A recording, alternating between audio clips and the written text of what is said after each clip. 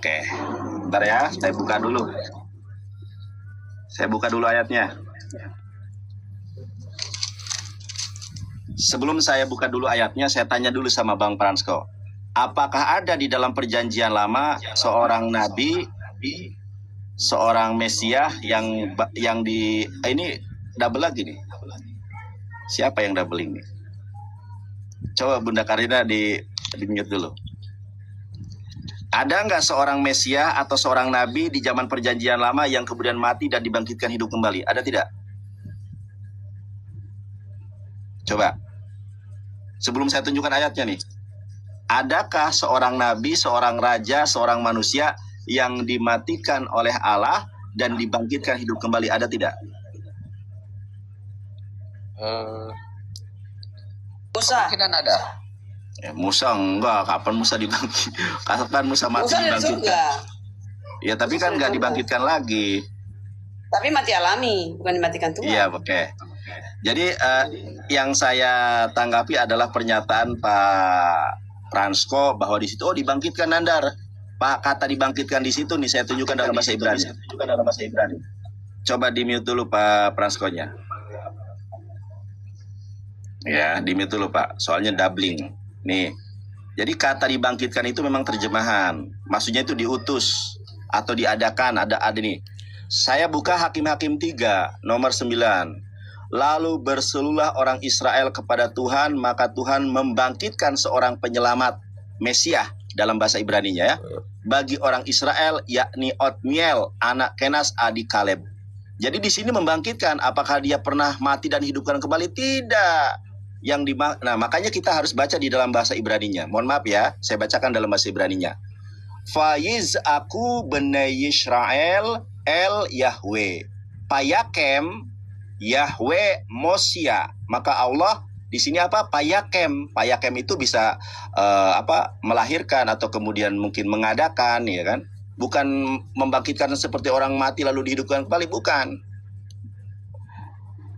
Oke, di sini dikatakan apa? El Yahweh Fayakem Yahweh Mosia libnei Yisrael Fayosiem et Otniel ben Kenas ahi Kaleb hakatan mimenu. Jadi yang Bapak permasalahkan adalah membangkitkan ini karena salah terjemahan. Sebetulnya bisa melahirkan atau kemudian mengadakan, memunculkan. Bukan membangkitkan dalam arti orang mati dihidupkan kembali. Bukan hanya ayat 9. Kita buka ayat ke-15-nya. Ya, ayat ke-15-nya. Nih. Lalu orang Israel berseru kepada Tuhan, maka Tuhan membangkitkan bagi mereka seorang penyelamat, yakni Ehud. Apakah membangkitkan di sini Ehud karena pernah mati? Tidak. Oke, dalam bahasa Ibraninya. Faiz aku benai Yisrael el Yahweh Fayakem. Nah, dari kata Payakem, Pak. Payakem itu mengadakan. Payakem itu memunculkan, bukan berarti membangkitkan hidup orang kembali, orang mati kembali hidup, bukan. Ya, lahem Mosia et Ehud ben Gera ben Haimini is iter yad yemino faiz lehu bene Yisrael beyado minhah ya le egelon melek Moab ya. Jadi kalau masalah terjemahan di sini ini nggak relevan. Maksudnya bukan orang mati dihidupkan, tetapi Allah mengadakan atau melahirkan atau mengutus seorang penyelamat. Begitu juga di dalam KPR 3 22-23 bukan membangkitkan lalu orang mati dihidupkan, bukan, tetapi memunculkan atau mengutus. Begitu Pak ya? Paham nggak? Kalau nggak paham saya ulangi.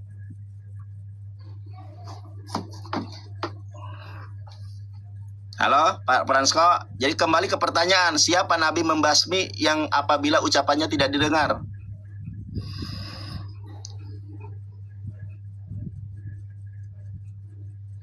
Halo? Atau kalau Pak Pransko tidak bisa menjawab atau belum bisa menjawab, silakan Bunda Karyana dibantu. Baik, terima kasih. Ya. Sebenarnya Bang Nandar, jawabannya ada di bawah. Kalau dibaca seterusnya, ya kan? Ya. Dikatakan di sini, di bawahnya lagi, yaitu di Kisah Para Rasul 3 ayat 2. Kisah Para Rasul 4 ayat 2. Orang-orang itu sangat marah karena mereka mengajar. Maksudnya orang-orang itu Yohanes dan Petrus. Yohanes dan Petrus mengajarkan, ya kan? Orang-orang itu sangat marah karena mereka mengajar orang banyak dan memberitakan bahwa di dalam Yesus ada kebangkitan dari antara orang mati. Ada kebangkitan. Bukan kebangkitan yang dimaksud di Perjanjian Lama, bro. Nah, ada lagi di Kisah Para Rasul 4 ayat 12 dikatakan gini, Bang Nandar. Keselamatan tidak ada di dalam siapapun. Adakah di dalam Nabi-Mu keselamatan? Ada. Juga selain di dalam Dia. Sebab di dalam kolong langit ini tidak ada nama yang lain diberikan kepada manusia yang olehnya kita dapat diselamatkan. Jadi hanya Yesus yang punya keselamatan, benar nggak, Bro Franco? Ini kemana-mana ini, jadi bahasnya keselamatan. Kok kemana-mana? Iya, Anda tadi mengatakan yang saya tanya Pak Bunda Karyana bukan masalah keselamatan. Adapun tadi masalah kenapa saya bahas hakim-hakim 3, karena pernyataan Pak Fransko bahwa ini orang mati dibangkitkan, bukan. Maksudnya membangkitkan di situ bukan berarti orang mati dibangkitkan hidup kembali, bukan, tetapi mengadakan atau memunculkan, mengutus begitu. Adapun pertanyaan saya, kalau Pak Fransko dengan Bunda Karyana menyepakati bahwa itu untuk Yesus, saya tanya, sejarah mana di dalam Flavius Josephus, Tacitus ataupun sejarah orang-orang yang lainnya, ya, secara historis, sejak kapan Yesus membantai manusia? Sejak kapan Yesus memerangi manusia? Karena di dalam Keluaran 3 ayat ini saya tunjukkan Bun ya, mohon maaf ya, Keluaran 3 KPR 3 ayat ke-22, ya kan?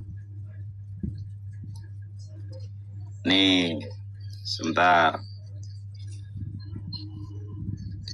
Nih, ya, ciri-ciri Nabi yang dimaksud itu bangkit dari orang mati dan ada keselamatan padanya. Enggak, bukan itu. Itu aja Bang Nandar, simpel kok. Justru yang entry point-nya itu ayat ke-23. Nih saya bacakan nih. Ya, Fehayah kol hanepes, bahwa setiap manusia, ya kan, aser yang lotisma, yang tidak mendengar, el kepada Hanafi, kepada Nabi itu, hahu, dan dia Nabi ini, ya, fenik reta mea meha, maka Nabi ini akan fenik reta, akan memerangi mea meha kepada umat kita. Pertanyaan saya, kalau ini untuk Yesus, sejak kapan Yesus menjadi Nabi, kemudian sejak kapan Yesus menjadi Nabi dan kemudian memerangi umat manusia? Silakan. Itu yang tertulis di mana tadi? Tertulis di mana?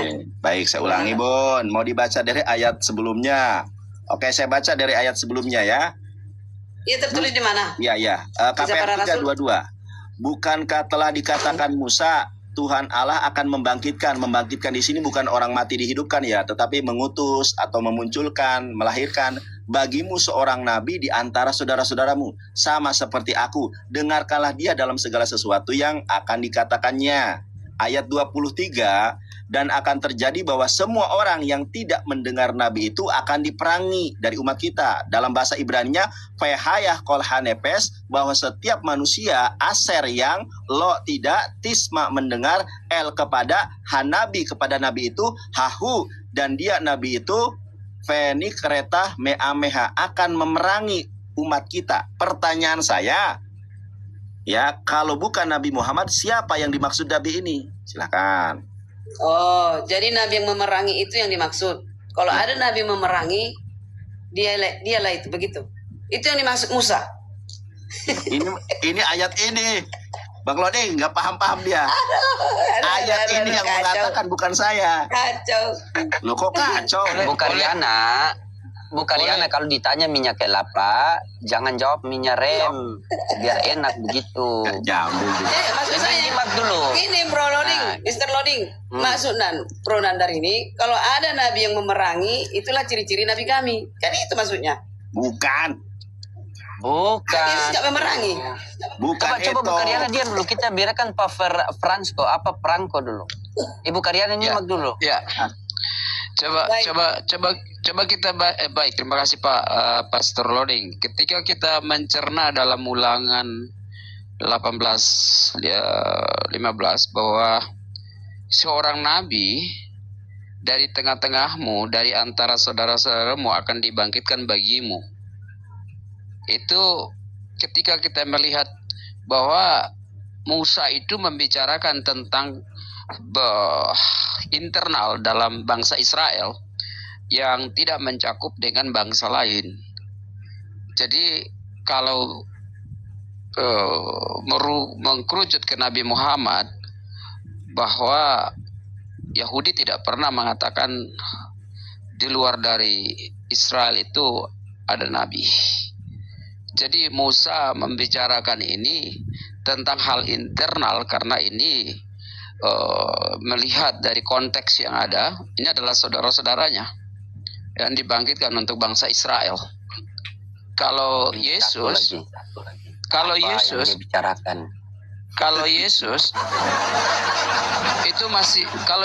itu memang dari Yahudi, itu masih dekat, masih konteksnya masih relevan. Tapi kalau misalnya Nabi Muhammad itu jauh karena bangsa Yahudi tidak mengatakan bahwa Nabi itu berasal dari bangsa lain, hanya di Israel aja yang ada. Pak Franco, itu Bibel kan tebal begini Pak, pakai data dong. Masa tebal begini tapi tidak ada data yang ditanya Kang Nandar? Bukan, kan ini ulangan 18:15. Itu seorang nabi dari tengah-tengahmu. Begini. Dari antara saudara-saudaramu akan dibangkitkan bagimu. Pak Franco, itu dua. Kalau ulangan 18:18 itu merujuk kepada Yesus, berarti di situ seharusnya kalian terima Yesus itu sebagai nabi saja, bukan Tuhan, karena dia sama seperti Musa. Tetapi kalau kalian kalian mengatakan Yesus itu Tuhan dan manusia, berarti ulangan 18:18 itu bukan untuk Yesus, berarti untuk nabi siapa? Sementara di ulangan juga itu dikatakan tidak ada lagi nabi yang bangkit dari Bani Israel. Coba. Acet. Ketika Pak Loading mengatakan bahwa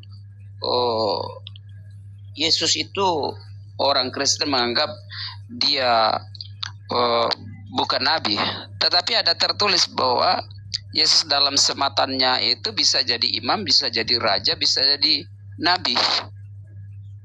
Jadi dia datang ke dalam kemesiasan itu mewakili nabi, imam, dan raja. Jadi kalau misalnya orang Kristen yang tidak mengakui Yesus itu sebagai nabi, ya itu gagal total. Tetapi ketika kita baca secara keseluruhan, baru kita memahami bahwa ada satu hal yang sangat eksklusif di sini. Oh, ternyata Yesus dia bicara tentang dirinya bahwa Musa telah menuliskan tentang aku. Dia mengatakan gitu. Kita para nabi-nabi telah menuliskan tentang aku. Makanya di Ayub 8 ayat 9, Ayub 9 ayat 8, itu dia mengatakan dalam kitab Perjanjian Lama bahwa hanya Tuhanlah yang membentangkan langit dan dia berjalan di atas gelombang atau gulungan-gulungan air. Yang membuktikan datang menggenapi itu Yesus Kristus, dia berjalan di atas air. Itu. Jadi kalau misalnya bicara tentang nabi yang dibangkitkan di tengah-tengah itu bangsanya, itu masalah internal dari orang Yahudi di tanah Israel. Karena tidak ada, dia mengatakan di bangsa lain untuk saudara-saudaranya. Gitu Pak Nandar, itu pemahaman saya. Kalau misalnya Pak Nandar tetap ngotot itu adalah Nabi Muhammad, saya pikir itu secara konteks keislaman ya tidak masalah. Pak Prasko, aku sebetulnya tidak memaksa itu Nabi Muhammad, bukan. Nabi Muhammad itu hanya sebagai opsi. Kemudian yang kedua, pernyataan Pak Prasko bahwa Nabi itu harus dari Israel itu salah. Coba Bapak baca ya kitab Bilangan 22 sampai 24. itu ada seorang nabi di wilayah bangsa Israel, yaitu Bilyam. Obaja seorang nabi, itu bukan dari Israel. Kemudian Ayub seorang nabi, itu juga bukan dari Israel. Jadi tidak semua nabi itu berasal dari Israel. Oke. Yang kedua, yang jadi permasalahan adalah kalau itu yang dimaksud adalah Yesus, sejarah mana, sejarawan mana, Flavius kah, Flavius Josephus, Josephus Flavius kah, Tacitus kah, pernah nggak mencatat kalau Yesus pernah memerangi manusia, membinasakan, membunuh manusia? Karena salah satu ciri, bahkan entry point dari KPR 3 ayat 22, karakteristik yang mencolok dari Nabi itu adalah memerangi. Nah ini bahasa Ibraninya, kalau nggak percaya tanya orang yang ahli Ibrani. Ya, Fehayah kol hanepes, bahwa setiap manusia aser yang lo tidak tisma mendengar el kepada Nabi, kepada Nabi itu, hahu dan dia Nabi itu, penik reta meameha, akan memerangi kita. Ini siapa? Kalau ini Yesus, sejarah mana yang mencatat kalau Yesus pernah memerangi manusia gitu loh? Silakan, di mana? Baik. Di mana, sejarah mana? Baik. Kitab apa? Baik, Pak. Yesus pernah memerangi manusia. Baik. Ketika kita menjelaskan tentang memerangi atau membinasakan, coba kita renungkan satu ayat yang mengatakan bahwa Yesus berkata, "Aku datang bukan membawa damai, tapi aku datang membawa pedang." Pedang, kira-kira menurut Pak Nandar, ketika Yesus berbicara hal pedang, apakah dia datang lalu membunuh orang? Tetapi konteks itu bahwa ketika kita lihat di dalam Efesus 10 ayat Efesus 6, Efesus 10 ayat berapa itu, 6 sampai dan sekiannya, itu bicara tentang pedang roh yang itu adalah firman. Jadi yang dimaksud dengan membinasakan segala sesuatu itu bukan konteks soal membunuh orang. Karena kita bukan, di dalam Efesus 10 itu dibilang kita bukan melawan darah dan daging, tetapi kita melawan penghulu-penghulu di udara. Baca coba di Efesus, kita melawan di penghulu-penghulu di udara yang gelap. Maka Yesus minta supaya kita memiliki pedang roh. Pedang yang dimaksud adalah firman. Firman inilah yang akan menembus ke seluruh sum-sum, ke seluruh tulang-tulangmu sampai putus. Itu pedang roh. Itu yaitu ya iman yang teguh, supaya kamu bisa mengalahkan setiap musuh yang datang. Yang dimaksudkan dengan adalah peperangan roh. Nah di sini membinasakan itu artinya bagaimana dia mengajar untuk memanusiakan manusia, supaya manusia ini dapat tunduk kepada Allah, bukan tunduk kepada berhala-berhala. Jadi itu maksudnya dibangkitkan untuk membinasakan, artinya memunahkan setiap kehidupan manusia yang masih dalam keberhalaannya. Kayak gitu menurut Pak Nandar. Bukan berarti menurut sifatnya. Kalau misalnya itu adalah Nabi Muhammad, berarti misalnya ini menurut Pak Nandar itu Nabi Muhammad, cenderungnya ke Nabi Muhammad menurut Pak Nandar. Ya kalau Nabi Muhammad jelas dalilnya memerangi manusia. Nih. Memerang manusia itu dalam konteks apa? Iya, sabar dulu. Kan betul aku bilang. Ya. Aku bilang kalau memerangi dulu, baru Bunda, Nabi itu. Bunda, sabar dulu. Bunda ini. Nih. Betul aku bilang, betul. Ya, sabar, Bun. Ini konteksnya Kasih aku merujuk ke... kesempatan biar ku babas. Sabar dulu, Bun. Aku diperintahkan untuk memerangi manusia hingga mereka bersaksi bahwa tidak ada ilah kecuali Allah dan bahwa sesungguhnya Muhammad adalah utusan Allah. Menegakkan sholat, menunaikan zakat. Jika mereka melakukan yang demikian, yaitu menauhidkan Allah, beriman kepada Nabi Muhammad, ya, maka mereka telah memelihara darah dan harta mereka dariku, kecuali dengan hak Islam, dan perhitungan mereka ada pada Allah. Ya, makanya ini sangat relevan dengan Rasulullah. Karena kenapa? Makanya coba Pak Pransko atau Bu Karyana, saya kan bukan ahli Ibrani ya. Coba tanya yang ahli Ibrani. Dalam bahasa Ibraninya apa? Pehayah kol hanepes, bahwa setiap manusia aser yang lo tidak tisma mendengar el kepada hanabi, kepada nabi ini, hahu dan dia fenik reta meameha akan memerangi kita. Siapa ini? Ya kan? Ya, oke. Gini, sorry Bu Karyana.